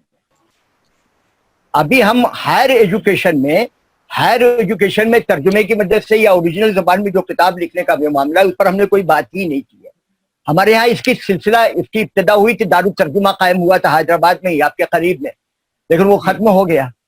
और आज साइंस एक लफ्ज, हमारे जमाने में साइंस पढ़ाई जाती थी, फिजिक्स, केमिस्ट्री, बायोलॉजी, आज उससे कितनी ब्रांचेस निकल चुकी हैं, इतनी ब्रांचेस आएंगी कि मैं सबको गिनवा भी नहीं सकता, मैं साइंस का आदमी नहीं हूँ। अब उनको अंग्रेजी में भी बुक्स पूरे नहीं मिलती हैं, लेक्चर्स दे के वो लोग साइकिल स्टाइल करा के ऐसे वैसे करके वो दे रहे हैं, लेक्चर कह रहे हैं, हमारे प्रोफेसर बड़ी मेहनत करते हैं, उसके बाद लाइफ साइंसेस आ गए। हमारी बेटी माइक्रोबायोलॉजी में कर रही थी, वो रोज कुछ ना कुछ लेकर आती थी, देखता था मैं तालिब इल्म की हैसियत से उसको सीखने की कोशिश करता था। तो मैं नहीं समझता कि अभी हमारी साइंटिफिक या साइंसी जो मजामीन है उनकी जरूरत को पूरा करने के लिए अंग्रेजी के अलावा कोई जबान हिंदुस्तान में, हमें खुद कफील होना चाहिए, इसमें काम करना चाहिए, लेकिन हमें अंग्रेजी का सहारा लेना जरूरी पड़ेगा। अगर हम तराजिम की मदद से पूरा करने की कोशिश करेंगे तो शायद कुछ कमी रह जाए या वो हम उसको पढ़ ही ना सके। हमें अंग्रेजी की तरफ तवज्जो देनी चाहिए। इसलिए मैं बार बार ये कह रहा हूं कि उर्दू तालीम इसलिए जरूरी है और इस तरह जरूरी है कि हम हायर एजुकेशन के लायक बन जाए, कम पैसे में आसानी के साथ ऐसी तालीम हासिल करें जो हायर एजुकेशन में हमारे लिए मुआविन साबित हो सके। इस पे आप तवज्जो दीजिए। और आप खुद प्रोफेसर है माशाअल्लाह, अब आप खुद ये देखिए कि हमारे वो बच्चे जो अंग्रेजी जिनकी कमजोर है वो कैसे हमारी जुबान में या कोई इंडियन लैंग्वेज में उस मजमून को पढ़ सकते हैं। मेरा अपना ये तजर्बा है कि वो टेक्निकल बुक्स या प्रोफेशनल बुक्स अगर हिंदी में दी गई हैं या किसी हिंदुस्तानी जुबान में दी गई है तो कोई ना कोई कमी रह गई, उसको उस तरीके से अंगेज नहीं किया गया है जिस तरह से अंग्रेज उनको करना चाहिए। जिस तरह अंग्रेजी में पढ़ने के बाद उसको उसने समझाया और अपने को जाहिर कर दिया है, उसको एक्सप्रेस करने में उसको कामयाबी मिली। सलाम जी, उस्मा साहब कैसी हैं आप? अल्हम्दुलिल्लाह अल्हम्दुलिल्लाह। फहीम साहब ने रोक दिया। नागपुर से एक साहब का सवाल आया, मुझे भी थोड़ा सा उसी बारे में बात करनी थी। क्या हमारे उर्दू तालीम में ये नुकसान नहीं है, अच्छे उन्वानात वहां से नहीं आना, कि उसका उन्वानात का जो अच्छे उन्वानात का फुकदान हो गया है, मेयार खत्म हो गया है अंजुमन इस्लाम दीनियात मुकाबिलों में, ये इससे रिलेटेड है? फहीम साहब कह रहे हैं कि वो रिलेटेड नहीं है। मैं समझ गया उस्मा साहिबा जी। देखिए, वो फहीम साहब ने तो रोक दिया था। इस वक्त हमारे पड़ोस में अंजुमन इस्लाम के मेंबर बैठे हुए हैं और वो जानते हैं कि हम आपको जानते हैं, आप मुझे जानते हैं। वो ये समझेंगे कि मैंने आपको समझाया होगा और आप सवाल पूछ रहे हैं। तो वो एक अहम काम तो था और आज भी है। वो हमारे ऐसे लोग हैं वहां पे जो इस काम को करेंगे। आपका सवाल आ गया है और उसमें क्या कमी रह गई थी, आप लोग खुद एक लेटर बनाइए और वहाँ सदर साहब को और वहाँ के जिम्मेदारों को भेजिए और आप महसूस करेंगे कि ये काम जिंदा है। हमने छोड़ दिया है, लेकिन हमारी दुआ है कि वो काम जारी रहे और अच्छी तरीके से जारी रहे। और ऐसे लोग हैं जो इस बात पर इसरार करेंगे। आप इस सिलसिले में हमारे 2 सवाल आए हैं इस वक्त। ये हमारे लिए खुशी की बात है कि जिस काम से हम, और मेरा ख्याल है कि मेरी बहन सलमा बहन भी इस वक्त सुन रही है, वो भी इस चीज को पहुंचाएंगे। वो उसकी जिम्मेदार है, बड़ी खूबसूरती के साथ वो काम करती, दिन रात मेरी बहन वहां पे काम करती, मैं भी काम करता था। हाँ, हम लोग देख चुके सर आप। हाँ, तो वो एक बहुत बड़ा कैसे उन्वानात वहां पे आते थे, कैसे आदमी रोता हुआ बाहर आता था। कितने लोगों ने आगे कि सर हमको पहली मर्तबा ये हुआ खिदमत खल्क और सोशल वर्क, इस कंसेप्ट को अलग किया गया, अशे मुबशरा को लाए जी। क्या मॉडर्न एजुकेशन, मॉडर्न सोसाइटी में अपनी कदरों को कैसे हम जिंदा रहे, इस पर मजामीन। तो कितने मजामीन आते थे वहां पे और उसका फायदा था और हर सतह पर। फिर हम लोग ये करते थे कि जिसके प्राइमरी का या अपर प्राइमरी में जो उन्वान दिया गया या एसएससी में दिया गया या जूनियर कॉलेज में दिया गया, ग्रेजुएशन भी दिया, टीचर्स के दिया, तो वैसे ही जजेस को भी लाते थे जी। अब वहां भी ये होने लगा कि साहब जिसके सर पर भी जिसने खास वजाकता बनाई है वो आके मैनेजमेंट के सामने या सदर के सामने बैठ गया। सदर साहब ने कहा इसको जज बनाओ। ये देखा कि उसके सर पर टोपी है, ये नहीं देखा कि उसके सर टोपी के नीचे सर और सर के नीचे भेजा है या नहीं है, इसका ख्याल ही नहीं किया। तो मेराज तो खराब हो जाता ना। ये तल्ख बातें हैं, मैं कहना नहीं चाहता था, लेकिन ये दूसरा तीसरा सवाल है तो मैंने इसको कहना शुरू किया। इस पर खुद अंजुमन के जिम्मेदारों को तवज्जो करनी चाहिए। हमारी दुआएं, हमारी नेक ख्वाहिशात, हमारी कोशिश यही होगी कि वो अंजुमन का वो प्रोग्राम जारी रहे, उसको लोगों को फैज़ पहुंचे और ज्यादा से ज्यादा तरबियत का काम करे, उसकी बहुत जरूरत है। पूरा हिंदुस्तान, खास तौर से पूरा महाराष्ट्र उससे फैज उठा रहा था। जी सर। पूरा फायदा। आपको आज हमारे पास 2-3 फोन दिन में भी आए थे कहीं ना कहीं से, और हमने उन लोगों को मना किया था कि भाई इस मौजू पर आप कोई सवाल मत कीजिएगा, कि ये प्लेटफॉर्म वो नहीं है, इस पर दूसरे मौजू पर हम बोल रहे हैं, और हम वहां से वाबस्ता भी नहीं है, तो हमारी कोई दिलचस्पी और कोई जरूरत, वहां से हमारी कोई जिम्मेदारी भी नहीं है। लेकिन आपने कहा, हम आपके जज्बात की कदर करते हैं और आपकी ये बात वहां तक पहुंचेगी। हमारे शाहनवाज भाई हमारे मौजूद है, वो अंजुमन के मेंबर है, वो भी पहुंचाएंगे। हमारी सलमा बहन भी सुन रही होंगी। मेरा ख्याल है कि अख्तर रंगून वाला साहब हमारे कल्चरल बोर्ड के चेयरमैन है, वो भी सुन रहे होंगे, तो वो भी पहुंचाएंगे। दूसरे भी हमारे असातिज़ा सुन रहे होंगे, उनका भी यही एहसास है। अंजुमन के बहुत से टीचर्स और प्रिंसिपल्स ने भी इस बात की है। आप देखिए कि मैंने उसको छोड़ दिया, लेकिन वहां की जो अच्छी बातें थी उनका अच्छे लफ्जों में मैंने जिक्र किया है कि एक तारीखी कारनामा उस हमने वहां के जो वर्सोवा वाला जो मिसाल हमने आपको, कितना बड़ा काम किया था हमने। आबिदा बहन का कितना बड़ा मिसाल दिया कि भाई कितना बड़ा काम किया, हम उनकी कदरी की निकाह से 53,000 बच्चे वहां फायदा उठा रहे हैं। इनामदार साहब ने कितना बड़ा खर्च उठा रहे हैं कि तमाम स्कूलों को एक अंग्रेजी टीचर मुफ्त में मुहैया कर रहे हैं। तो ये हमारे साथ हो गया। बहुत बहुत शुक्रिया आपका, आपकी बात पहुंचेगी इंशाल्लाह, उसके अच्छे नताइज भी बरामद होंगे। देखिए, बहुत अच्छे सवाल किए आपने जनाब।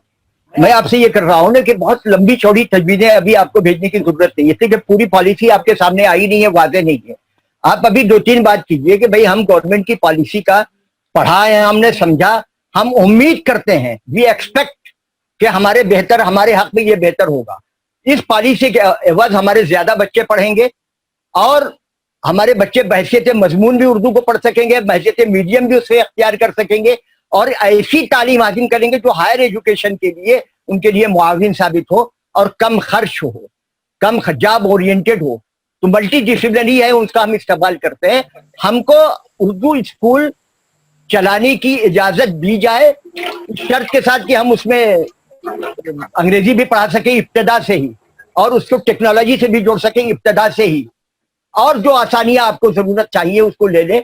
और जो बच्चे हायर क्लासेस में उर्दू एज ए सब्जेक्ट पढ़ना चाहते हैं उनको उनकी फैसिलिटी दी जाए। सही माने में 3 लैंग्वेज फार्मूला को अपनाया जाए, इसको करने की कोशिश की जाए। अगर हमने ये इतनी बातें भी अगर हमने कर ली इस लेवल पर, तो ये हमारे हक में बहुत, देखिए फाउंडेशन स्टेज बहुत अहम होता है, वहीं से उर्दू को खत्म कर दिया गया था। फिर उर्दू वालों के बारे में, आप उर्दू के असातिज़ा के बारे में जो बातें आपने कही वो हम दोहरा नहीं सकते। मैं बाहर का आदमी, आउटकास्ट समझ के लोग निकाल देंगे भाई ये तो टीचर भी नहीं है। तो उर्दू के बारे में कुछ बहुत सारी गलतफहमियां थी, उन गलतफहमियों का इजाला करना आपका काम है। कुछ अरसा पहले, मैं 2 साल पहले रत्नागिरी गया था, वहां के प्रोफेसर साहब ने अभी एक सवाल भी किया था, डॉक्टर दानिश साहब ने, तो वहां मैंने कुछ बातें इस सिलसिले में अर्ज की थी। उर्दू के हिंदुस्तानी कैरेक्टर के बारे में उर्दू अखबारात में तो उतना नहीं आया था, वहां के 7 या 13 अखबारात में बहुत अच्छा कवरेज मिला था उस सेमिनार का। तो बताने वाला चाहिए, गलतफहमियों का इजाला करना। वो लोग क्या सुनते कि उर्दू जबान है, इसका ताल्लुक जो हिंदुस्तान से ही नहीं है, या जो हमला का आवर थे उनके साथ आई नहीं। साहब ये हिंदुस्तान की जबान है, हिंदुस्तान के कैरेक्टर की तर्जुमानी करती है, हिंदुस्तान के मिजाज की तर्जुमानी करती है। इतनी मॉडर्न लैंग्वेज है कि ये हायर एजुकेशन को जज कर सकती है, उसके लिए राह हमवार कर सकती है। ऐसा कोई, आप ये बताइए कि मैंने अमीर खुसरो के बारे में बताया, अमीर खुसरो के बारे में यूनिवर्सिटी की सतह पर कुछ सेमिनार तो हो जाते हैं, इसलिए कि कुछ एकेडमीज जो है फंडिंग कर देती हैं, कुछ एनसीपीएल से कोई पैसा आ जाता है, इसलिए 2-4 सेमिनार 2-4 डिपार्टमेंट में हो जाते हैं। जूनियर कॉलेज में या हाई स्कूल में या उर्दू इंस्टीट्यूशंस में जो उर्दू के नाम पर जिन्होंने परमिशन दिया है, माइनॉरिटी का स्टेटस हासिल किया है, लेकिन माइनॉरिटी जुबान को फरोग देने के लिए वो क्या कर रहे हैं? कभी कोई फंक्शन हुआ ऐसा? नहीं हुआ। तो हम अपनी कोताहियों को जब गिनाने की कोशिश करेंगे तो बहुत होंगी, हम बोल भी नहीं सकते। हम ये चाहते हैं कि हम खुद उसका एहसास करें, अपना मुहासबा करें, अपनी गलतियों को समझें और उसको सुधारने की कोशिश करें। और हुकूमत से जो हमें लेना है उसका मुतालबा झगड़े की सूरत में नहीं, तसादुम की सूरत में नहीं, कन्फ्रंटेशन की सूरत में नहीं, रिकॉन्सिलिएशन की सूरत में, रिप्रेजेंटेशन की सूरत में उन तक बात पहुंच पाए और उनसे कहें कि साहब आपकी ये पॉलिसी है, आरएसएस ये कहता है कि नहीं मादरी जुबान में तालीम होनी चाहिए, तो हमारी मादरी जुबान उर्दू है और उर्दू कोई फॉरेन लैंग्वेज नहीं है, वो इंडियन लैंग्वेज है, उसकी जड़ें इसी मिट्टी में पैबस्त है। जब हम इस किस्म के इज्तिमात करेंगे, इस किस्म के दलाइल देंगे, उन लोगों को अपने यहाँ बुलाएंगे। और देखिए एक चीज के सिलसिले में मैं बहुत ज्यादा कॉन्फिडेंस हूँ। कॉन्फिडेंस इसलिए हूँ कि जब भी उर्दू का फंक्शन किया गया है सही तरीके से और गैर उर्दू वाले को उसमें बुलाया गया है तो वो वहां से मुतासिर होकर गया है, ऐसा कभी हुआ ही नहीं है। हाँ, उर्दू के फंक्शन के नाम पर कुछ आदमी ने सेल्फ प्रमोशन का मामला किया है तो वहां पे खराब नतीजा है। तो ये इसको काम कीजिए, आप खुद बखुद राहें उस्तवार होती चली जाएगी। वो पैटर्न हमारे पास मौजूद है। पहले बच्चा जो है 10th तक पढ़ता था उर्दू में, उर्दू मीडियम से पढ़ता था, 11वीं से उसका इंग्लिश मीडियम हो जाता था। अभी बहुत क्लियर कट वो बात कर रहे हैं, इसमें कंफ्यूजन की बात नहीं है। और मजीद कुछ कंफ्यूजन है तो अभी ये पॉलिसी के बारे में बहुत कुछ क्लेरिफिकेशन आना है गवर्नमेंट की तरफ से। अभी ये कैबिनेट ने पास किया, अभी पार्लियामेंट में आना है। पार्लियामेंट में कुछ ना हो, कोई बहस ना करे, आपके भेजे हुए नुमाइंदे बिल्कुल खामोश बैठे हैं, वो एक अलग बात है। लेकिन स्कोप तो है और स्कोप का इस्तेमाल करने का उस वक्त सूरत पैदा होगी जब आप अपने नुमाइंदों को लिखें, गवर्नमेंट को लिखें, ऑफिसर्स को लिखें कि भाई हमारी ये खदशात है कि इसके बाद हमारे बच्चे के लिए क्या, इसके बाद हमारे बच्चे के लिए क्या। तब वो क्लियरिफिकेशन आता जाएगा। जैसे जैसे आप मसाइल को पेश करेंगे उनका सोल्यूशन भी आपके सामने आता रहेगा।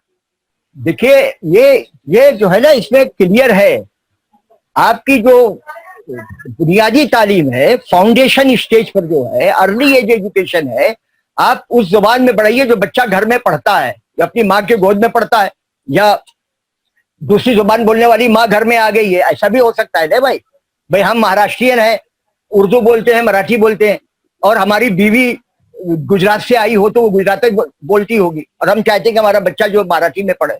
तो घर में जो जुबान आमतौर से बोली जा रही है उसमें वो कंप्यूटर एजुकेशन टेक्नोलॉजी के साथ, अंग्रेजी के साथ वो उतना सीख ले, इतना जल्दी पिकअप करेगा कि आप तसव्वुर नहीं कर सकते। चाहे वो आर्ट्स के बाद, दर्जा 8 के बाद उसको अंग्रेजी मीडियम से पढ़ना हो या किसी इंडियन लैंग्वेज के जरिए पढ़ना हो, बहुत बताने की आपको जरूरत नहीं पड़ेगी। हम लोगों के साथ बड़ा मसला आता है यहाँ पे, लेकिन इसी तरह हल होता चला गया। वो इसको अभी पूरा फार्मूलेट होना चाहिए। आप अपनी दुश्वारियों को पेश कर दीजिए, लिखिए, आप बोलिए, जो जानकार लोग हैं उनसे पूछिए, असातिज़ा से पूछिए, एडमिनिस्ट्रेशन को लिखिए, आपके सामने सारी चीजें आ जाएंगी। देखिए ये मैं आपको बताऊं कि उनको मेन स्ट्रीम एजुकेशन का हिस्सा वो ऑलरेडी है। जो उर्दू मीडियम का बच्चा है वो मेन स्ट्रीम से बाहर का नहीं है। और ड्रॉप आउट का आप क्या नहीं, आप जरा सा इसको तफसील से समझिए। इस सिलसिले में अच्छा सवाल आपने किया। बहुत से लोगों के जहन में यह कंफ्यूजन है। मैं ये अर्ज कर रहा हूं कि ड्रॉप आउट का शिकार अगर बच्चा उर्दू मीडियम के स्कूलों में होता है तो अंग्रेजी मीडियम के स्कूल में तो वो जाएगा ही नहीं, वो पहले ही दिन का खर्च पूरा नहीं कर सकेगा जी। इतनी मुश्किलात हैं। उनकी फीस का स्ट्रक्चर देख लीजिए, उनकी किताबों का खर्च देख लीजिए, उनका मेंटेनेंस और पॉकेट मनी का देख लीजिए, तो आपको देखेगा कि यहाँ के मुकाबले में वहां बहुत खर्चे हैं।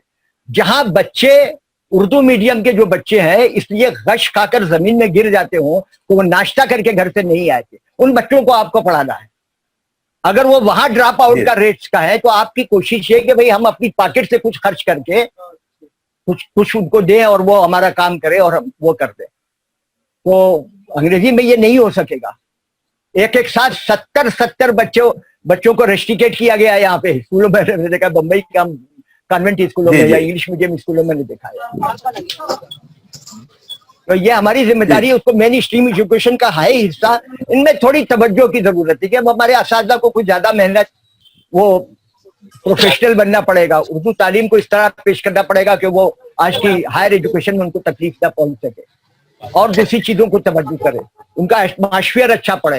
अंग्रेजी स्कूलों में सब कुछ हमसे अच्छा नहीं होता लेकिन उनका एटमॉस्फेयर अच्छा होता है। बच्चे साफ सुथरे माहौल में रहते हैं, साफ सुथरे कपड़े पहन के आते हैं, उसमें कुछ खर्च होता है। यहाँ वो नहीं होता है। जिस क्लास के बच्चे आते हैं लेकिन टैलेंट वहां पे भी होता है, हैरत में डालने वाले होते हैं। सबसे पहले तो अल्लाह ताला का शुक्रगुजार हूँ जिसने हमें इस प्रोग्राम करने की तौफीक अता फरमाई। मैं आज के मेहमान खास स्पीकर जनाब शमीम तारिक साहब का भी शुक्रगुजार हूँ जिन्होंने अपने خیالات کا اظہار بہترین انداز میں کیا اور ہمارے رفقا کے سوالات کے جوابات کا بے باکی سے جوابات دیے. میں ہمارے ساتھی رفقا جناب فہیم سر, عبد المجید انصاری سر, فیاض مومن سر اور مکرم خان سر کا بھی شکر گزار ہوں جو اس پروگرام کو کرنے کے لیے, اور بہترین کوشش اور ان کی کاوشوں کے بغیر ممکن نہیں ہو سکتا تھا اس پروگرام کا انعقاد.